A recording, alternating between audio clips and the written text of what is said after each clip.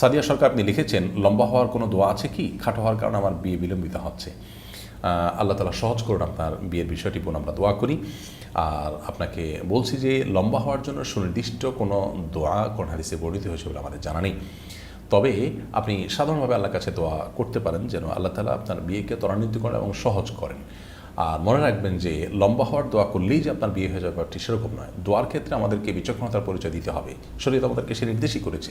অনেকে আল্লাহর কাছে চান যে আল্লাহ আমার এত টাকা যেন হয়। তো এত টাকা হলেই যে আপনি সুখী হবেন ব্যাপারটি তো সেরকম না। এত টাকা হলো, তার চেয়ে বেশি টাকা খরচের ব্যবস্থা হয়ে গেলো, তার লাভ কি?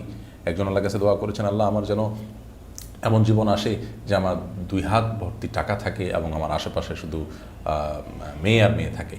তো সেই ভদ্রলোক দেখা গেল যে কোনো একটা কলেজের আপনার বাসের হেল্পারের চাকরি পেয়েছে, 2 হাত ভর্তি টাকা থাকে, সে টাকা মানুষের আশেপাশে মেয়েরা আছে, মেয়েরা কলেজের ছাত্রী।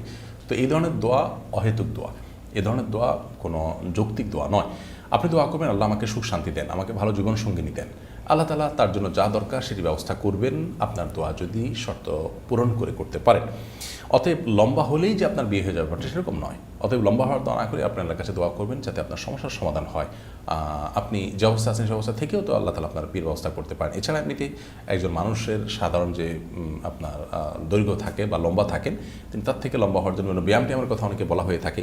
সেগুলো সংশ্লিষ্টদের সাথে আলাপ আলোচনা করে সেগুলো যৌক্তিক হলে সেগুলো থেকে আপনি উপকৃত হতে পারেন, সেটা সম্পূর্ণ আরেকটি বিষয়।